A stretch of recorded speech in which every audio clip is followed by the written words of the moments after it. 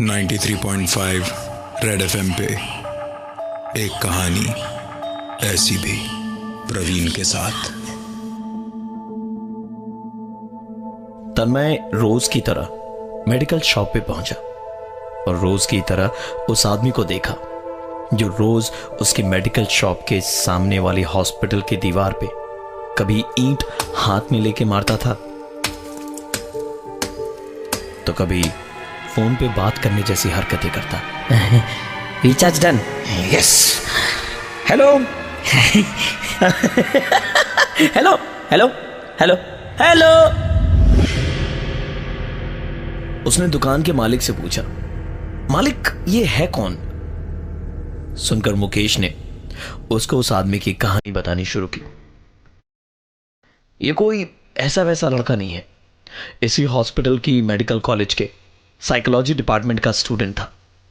College के hostel में ना रहकर उसने अकेले ही रहने की सोची ताकि पढ़ाई लिखाई में कोई डिस्टरबेंस ना हो। वो सामने जो नीली बिल्डिंग दिख रही है ना, उसी में रहने आया था ये। और जिस कमरे में रहता था वो अब पिछले 2 सालों से बंद पड़ा है। इसने यहां आकर एक नया सिम लिया और घर का सारा जरूरी सामान लेकर जब घर पहुंचा तो रात के 8 बज चुके थे। उसने अपने फोन में सिम कार्ड लगाई और अपने गांव से ही आए हुए एक दोस्त जो हॉस्टल में रह रहा था उससे बात करते हुए कमरे से बाहर जैसे ही हॉल में गया तो फोन पे उसके दोस्त की आवाज कटने लगी और फिर फोन से नेटवर्क भी चला गया। लगभग उसी वक्त घर की बत्ती भी ऑफ हुई। मोबाइल पे टॉर्च चलाने की जब मयंक कोशिश कर रहा था तो उसके फोन पर पानी की एक बूंद गिरी। ऊपर देखा तो एक आदमी सीलिंग फैन पे बैठा हुआ था और नीचे मयंक को देखकर मुस्कुरा रहा था। मयंक चोर चोर चिल्लाता हुआ बाहर भागा। उसकी आवाज सुनकर आसपास के कुछ लोग दौड़े दौड़े आए और अंदर देखा तो अंदर वहां कोई नहीं था। मयंक स्टूडेंट तो साइकोलॉजी का था। उसे ब्रोकर और मकान मालिक के अलावा सभी ने कहा था कि इस फ्लैट में भूत प्रेत की कुछ दिक्कतें हैं। कोई भी यहां 2 दिन से ज्यादा नहीं टिक पाता। साइकोलॉजी के स्टूडेंट के लिए पैरानॉर्मल एक्टिविटीज पर रिसर्च करने के लिए यह किसी वरदान से कम नहीं था।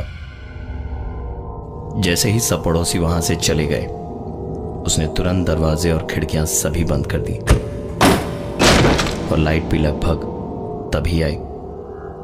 उसने हॉल के पंखे को ऑन किया और रेगुलेटर पर एक एक करके स्पीड बढ़ाता और कम करता गया तब तक जब तक उसे तसल्ली नहीं हो गई। मयंक को याद आया कि उसने फोन कमरे में रखा हुआ है। फोन उठाया तो देखा कुछ मैसेजेस आए हुए थे।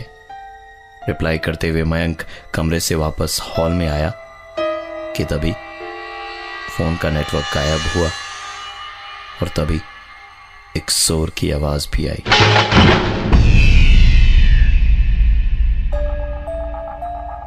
नाइन्टी 93.5 रेड एफएम पे एक कहानी ऐसी भी, प्रवीण के साथ। मुकेश तन्मय को सड़क पे बैठे पागल हो चुके साइकोलॉजी के स्टूडेंट मयंक की कहानी बता रहा था। उसने बताया कि कैसे मयंक अपने दोस्त को उसके मैसेज का रिप्लाई करते हुए जैसे ही अपने कमरे से बाहर निकलकर हॉल में आया तो पहले तो फोन का नेटवर्क गायब हुआ और उसके बाद एक जोरदार आवाज हुई। हॉल में अंधेरा था इसलिए मयंक को कुछ दिखाई नहीं दिया कि आखिरकार गिरा क्या था। लाइट जलाई तो देखा कमरे का पंखा गिरा पड़ा है। अकेले उस पंखे को लगा पाना मयंक के लिए मुश्किल था, इसलिए उसने पंखे को उठाया और एक कोने में रख दिया, ये सोच के कि सुबह मिस्त्री को बुलाकर फिक्स करवा लेगा। पंखे को एक कोने में रखकर मयंक ने हॉल की बत्ती बुझाई। और जैसे ही कमरे की ओर जाने के लिए अपना कदम बढ़ाया कि पीछे से एक आवाज आई। पीछे देखा तो पंखा अपनी जगह पर से थोड़ा आगे था। मयंक ने ध्यान ना देते हुए कमरे की ओर जाने के लिए जैसे ही दूसरा कदम आगे रखा कि फिर से जमीन पर किसी चीज के घिसने की आवाज आई। पलट के देखा तो पंखा अब अपनी जगह से थोड़ा और आगे था। मयंक के समझ में आ चुका था, इसलिए वो दौड़ता हुआ अपने कमरे की तरफ भागा और जैसे ही दरवाजा बंद किया वो पंखा खिसता हुआ आया और सीधे दरवाजे पर जोर से लगा। उस घटना के बाद पूरी रात कुछ भी नहीं हुआ और मयंक को भी 1 घंटे के बाद चैन की नींद आ गई। आंख खुली तो सुबह के 7 बजे थे। मयंक ने डरते डरते दरवाजा खोला तो देखा पंखा ठीक अपनी जगह छत पे ही लगा हुआ था। साइकोलॉजी के स्टूडेंट मयंक को लगा कि कल रात जो हुआ शायद वो उसके सबकॉन्शियस माइंड की उपज थी। मयंक सोच में डूबा, ब्रश कर ही रहा था कि कमरे में रखा उसका फोन बजा। ब्रश करते करते ही वो कमरे में गया और फोन उठाकर बात करते हुए कमरे से निकलकर हॉल में आया। हॉल में आते के साथ ही फोन से नेटवर्क गायब हुआ और साथ ही डोरबेल बजी। दरवाजा खोला तो कोई और नहीं बल्कि वही दोस्त था जिससे अभी अभी फोन पे बात हो रही थी। उसे कमरे में ले गया मयंक और दोनों बैठकर बात कर ही रहे थे कि दोस्त उठकर बाथरूम में गया और तभी मयंक का फोन बजा।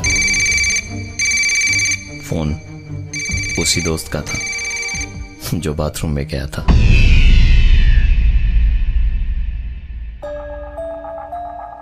.5 रेड एफएम पे एक कहानी ऐसी भी, प्रवीण के साथ।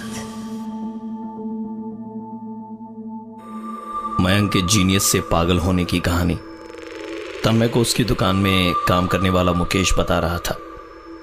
उसने बताया कि कैसे मयंक का दोस्त उसके घर आया हुआ था। उसी दोस्त के बाथरूम जाने के बाद मयंक का फोन बजा और फोन उसी दोस्त का था जो बाथरूम में गया था। फोन उठाकर मयंक ने कहा, अबे पागल हो गया क्या, बाथरूम से क्यों फोन कर रहा है? दोस्त ने जवाब दिया, पागल तो तू हो गया है, मैं यहाँ लाइब्रेरी में बैठा तेरा इंतजार कर रहा हूँ। लाइन कट गई थी इसीलिए दोबारा फोन किया है, बेवकूफ। मयंक ने फोन काटा नहीं।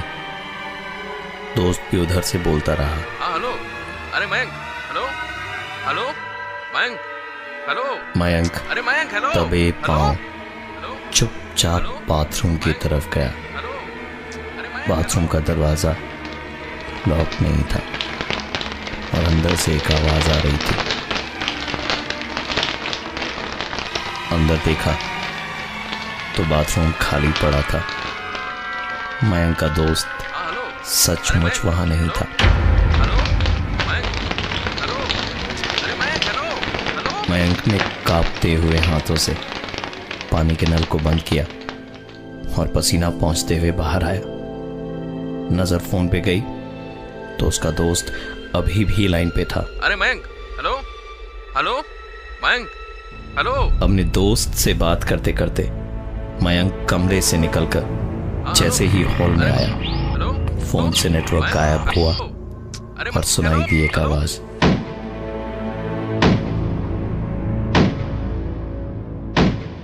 वो आवाज धीरे धीरे अंदर से बाहर की ओर जा रही थी।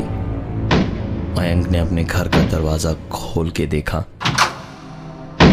तो आवाज एक एक सीढ़ी से आ रही थी और ऐसा लग रहा था जैसे कोई ऊपर जा रहा हो।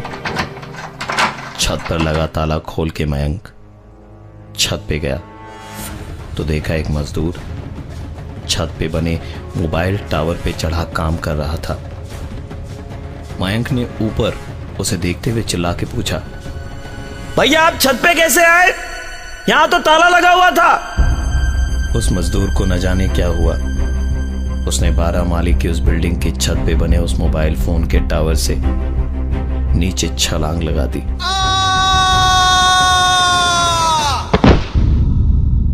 मयंक दौड़ के रेलिंग तक गया और नीचे देखा।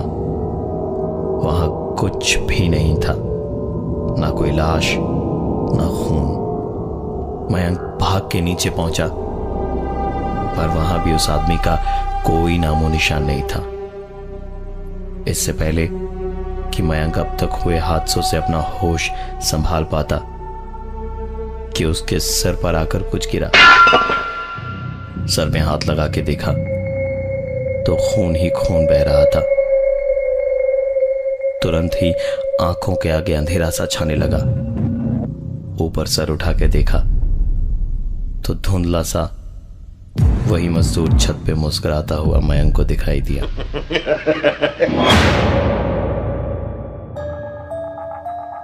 93.5 रेड एफएम पे एक कहानी ऐसी भी, प्रवीण के साथ। साइकोलॉजी के ब्रिलियंट स्टूडेंट मयंक की जिंदगी में हुई एक ऐसी उथल पुथल जिससे वो पागल हो गया। यह कहानी मुकेश अपने मेडिकल शॉप में काम करने वाले तन्मय को बता रहा था।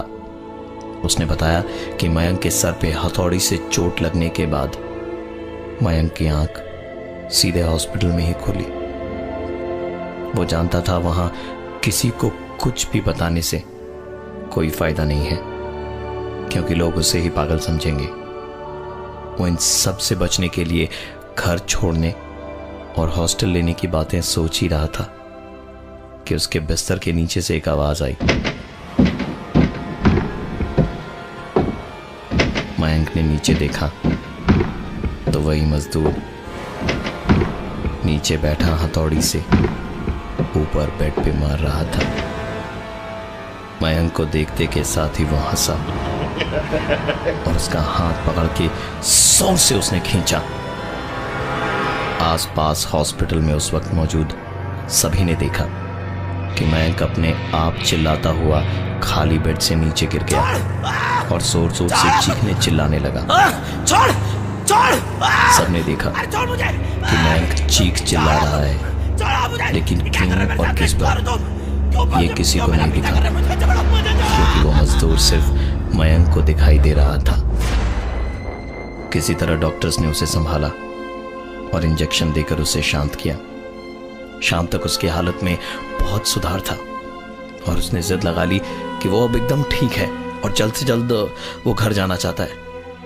हॉस्पिटल अथॉरिटीज ने कहा कि कम से कम उसे 2-3 दिन हॉस्पिटल में ही बिताने पड़ेंगे और उसके बाद ही उसे डिस्चार्ज किया जाएगा। रातों रात मयंक हॉस्पिटल से भाग गया और पहुंचा सीधा अपने घर। मयंक का दिमाग बहुत तेज था। उसे अंदाजा लग चुका था कि उसके साथ घटनाएं तभी हुई हैं जब वो अपने कमरे से हॉल में गया और उसके फोन से नेटवर्क गायब हुआ। इसे साइकोलॉजिकल इफेक्ट कहें या कुछ और, मयंक ने घर में घुसने से पहले अपना फोन स्विच ऑफ किया और फिर घर में घुसकर पहले मेन डोर अच्छे से लॉक किया और उसके बाद अपने कमरे में घुसकर फोन ऑन किया और अपने दोस्त को फोन करके अब तक घटी सारी घटना विस्तार से बताई। उसका दोस्त मानने को तैयार ही नहीं था कि ऐसा भी हो सकता है और उसने कहा, यार तू भी ना अजीब आदमी है। साइकोलॉजी का स्टूडेंट होके क्या बकवास कर रहा है। मेरी बात मान, मुझसे फोन पे बात करते करते हॉल में जा, देख कुछ नहीं होगा। दोस्त के उकसाने पर मयंक हॉल में गया। इस बार फोन का नेटवर्क तो गायब नहीं हुआ, पर मयंक के दोस्त को फोन पर सुनाई दी कई आवाजें। अरे छोड़ मुझे। हेलो मयंक, क्या हुआ? अरे मयंक तू ठीक है? छोड़। हेलो, अरे छोड़ मुझे। अरे मयंक तू ठीक है? मयंक क्यों मेरा पीछा कर रहे हो? मुझे छोड़ो। दौड़ा दौड़ा उसका दोस्त मयंक के घर पे आया तो दरवाजा बंद था। काफी देर तक घंटी बजाने के बाद भी जब उसने दरवाजा नहीं खोला तो सोसाइटी के लोगों के साथ मिलकर दरवाजे को तोड़वाया गया। मयंक जमीन पर बेहोश पड़ा था और घर की दीवार पर लिखा था, यहां दोबारा मत आना। उस दिन के बाद से यह लड़का पागल हो गया है। कोई नहीं जानता कि उस रात उस हॉल में मयंक के साथ क्या हुआ था, लेकिन इतना सब जरूर जानते हैं कि टॉप फ्लोर का वो घर जहां मयंक रहता था, पहले वहां कुछ मजदूर रह रहे थे जो घर की छत पर मोबाइल कंपनी का टावर लगा रहे थे। उस काम के दौरान ही एक मजदूर की टावर से गिर के मौत हुई थी और तब से लोगों ने उसके वहां होने के एहसास को महसूस किया है। मैं हूं प्रवीण और ये थी आज की एक कहानी ऐसी भी। लगता है नेटवर्क फिर से चला गया। अरे hello hello. The number you have dialed is not in service at this time.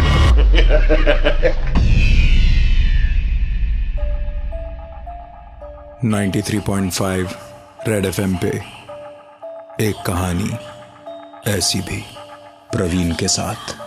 93.5 red FM बजाते रहो।